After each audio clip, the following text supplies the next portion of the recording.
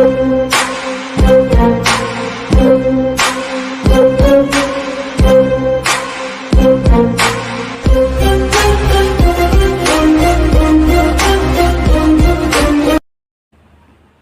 Hello guys, idli கடை படத்தோட trailer வந்திருக்கு, வாங்க ரியாக்ட் பண்ணலாம்.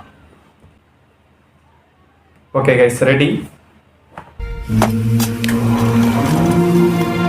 எப்படி இறக்கிட்டு பாருங்க. புதுசாக கிரைண்டரா? எப்படியாச்சும் வாங்கலாம்ப்பா, மணிக்கணக்காக உட்காந்து அறுக்க தேவையில்லைல்ல. ஆட்டுக்குட்டிக்கு ஒரு ஆட்டு மிஷினால என்ன வேணாலும் செய்யலாம், ஆனால் கை பக்குவம் வரணும்ல, அது மனசுல இருந்து வரணும். பொதுவாக லைஃப்பில் நம்ம பண்ணுற வேலையை ரசித்து பண்ணணும்னு சொல்லுவாங்க. செம டிரான்சாக்ஷன். பெரிய பிஸ்னஸ் மேனாக இருக்கணும்னு அவசியம் இல்லை, வெறும் இட்லி சுடுறதா கூட இருக்கலாம். முழுக்க நம்ம கம்பெனிக்கு வந்ததுக்கு 15% ப்ராஃபிட் இன்க்ரீஸ் ஆயிருக்கு. சூப்பர்யா, சரியான வேலைக்காரையா நீ. நமக்கு அப்புறம் இந்த வீடும் நம்ம கடையும் அப்படியே போயிடுமோன்னு. அவன் எங்க போறான்? இங்க தான் திரும்பி வர போறான், இங்க தான் திரும்பி வர போறான், இங்க தான் திரும்பி வர போறான். தள்ளிக்கங்க. ஏப்பா முருகா, அந்த பொண்ணு கயல் யாரு? மும்பிட்டு வேலை செய்து ஒக்காளி கொமட்ல குத்துனானா? You're the best. என்னங்க அது டுவல் ரோல் மாதிரி என் இருக்கு. பேரை கட்டி வச்சிருக்கேன். இப்படி பொறுப்பு இல்லாம சுத்திட்டு இருந்தா இப்படி. Look at Murugan. பெரிய மிஷிலின் ஸ்டார் ரெஸ்டாரண்ட், ஒரு டப்பா குடிசைக்கு.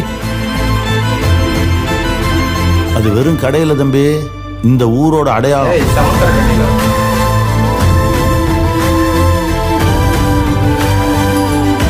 அந்த இட்லி கடை எங்க ஊருக்கே பெரிய சென்டிமெண்ட் சார். அவனை முழுசா அழிக்காம நான் இங்க வர மாட்டான்.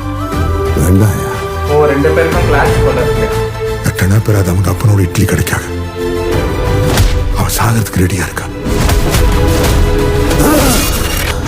ஏய் அசுரன், ஆத்தி, இட்லி சுடுறதுன்னா அவ்வளோ இஷ்டமா? நான் என்னவோ இட்லி சுட தான் பிறந்த மாதிரியே எனக்குள்ள ஒரு நினைப்பு.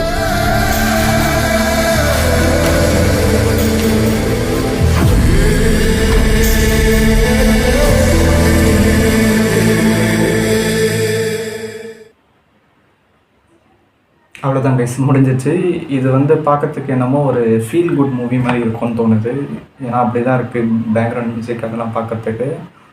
ஆனால் அந்த ஒரு சீன் வந்து எக்ஸ்பெக்ட் பண்ணவே இல்லை. அந்த கையில் அருவாள் வச்சுட்டு இருந்த சீன் வந்து லிட்ரலி அசுரன் படத்தில் வர சீன் மாதிரி தான் இருந்தது.